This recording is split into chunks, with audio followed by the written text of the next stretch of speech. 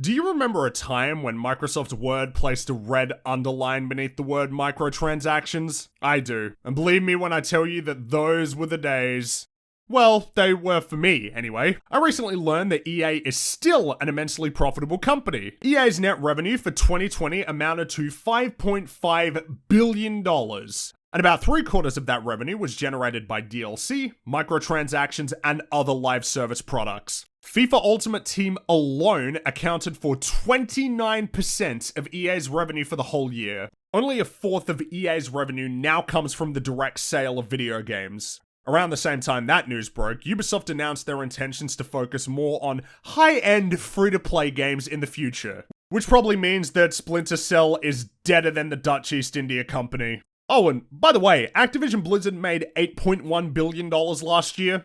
Modern Warfare was responsible for roughly a quarter of that revenue despite having released in the prior fiscal year. Now I recognize that I've just bombarded you with a ton of information, so I'm going to try my best to neatly summarize all of it. Microtransactions are here to stay, it's over.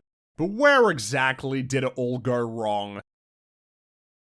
Live service games are nothing new. The term itself might be new, but the fundamental idea is far from it. A live service game is simply a title which generates revenue post-launch, and you can easily trace these titles back to the early days of the 360 and PS3, if not earlier. The only difference between now and then is that the business model wasn't as sophisticated. The infrastructure wasn't quite there.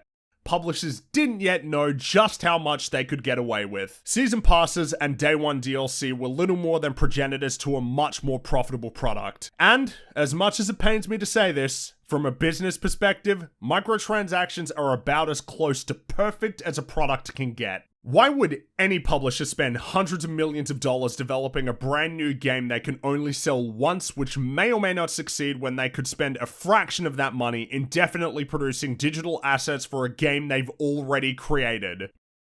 Not only is the cost of producing these assets negligible compared to developing a brand new game, but because publishers have complete control over the in-game ecosystems of these titles, they can both set the price and stipulate how the assets can be obtained and used. It's not bad enough that content which used to be free is locked behind a paywall, but now you have to either buy a loot box and just hope that you win the item you truly want, or you have to buy a battle pass, which is effectively just paying for the right to unlock shit.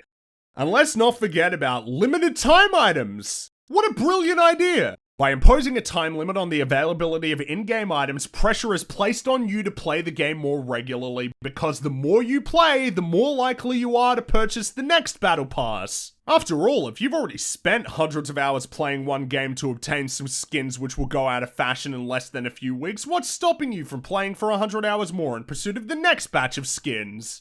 With battle passes, publishers have found a way to marry FOMO and the sunk cost fallacy, and I don't see those two lovebirds needing couples therapy anytime soon. All of this is bullshit, by the way. Legendary gun camos and timed exclusive emotes are the epitome of artificial scarcity. These items are valued prescriptively. A legendary item is worth more because it's legendary, not because it offers any greater utility or value. As much as I dislike this business model, there is no denying that the opportunity cost of microtransactions is low and that the upside is enormous. That's why they're so ubiquitous in multiplayer games. Unfortunately, it's become clear to me that no amount of backlash or negative press is significant enough to deter most of the industry's biggest players from implementing microtransactions into their games. And you know whose fault that is? I'll give you a hint. It rhymes with you. Wait, that's just the answer. Hold on. And you know whose fault that is? I'll give you a hint. It rhymes with whatever. It's our fault. Everybody loves to talk about how much EA sucks, as though the broader public has nothing to do with their ongoing success. Everybody also seems to enjoy thinking that companies like Activision don't know what they're doing, while seemingly ignoring that their annual revenue routinely eclipses the nominal GDP of several island nations. I'm sure the knowledge that you hate them keeps Activision's board of directors up at night where they're trying to get some sleep in their gold-filled Smaug dungeons. All the videos and tweets in the world don't mean anything if people are willing to purchase cosmetics, battle passes, and game-changing items, which they are and do. Now you person watching this video, may have never purchased a costume or gun camo in a video game. And if so, it's not your fault that microtransactions are so prevalent. If you dislike microtransactions, you're absolutely within your rights to not only disengage with them, but vocally oppose them. Being an active, aware, and vocal consumer is a good thing. But it's over. It's over. The business model has been proven. Microtransactions are never going away. Aside from financially rewarding the developers out there creating high-quality single-player experiences, all we can do now is push for more ethical live service games, ones which don't feature loot boxes or sell items which affect gameplay. That's the best we can hope for. I sometimes wonder if this was a lost cause from the very beginning. Maybe it says something about our society that so many people tether their sense of self-worth to cosmetic items which they can't even fully appreciate while wearing, but want so desperately that they're willing to fork over hundreds of dollars to get them. All because they simply wish to feel special.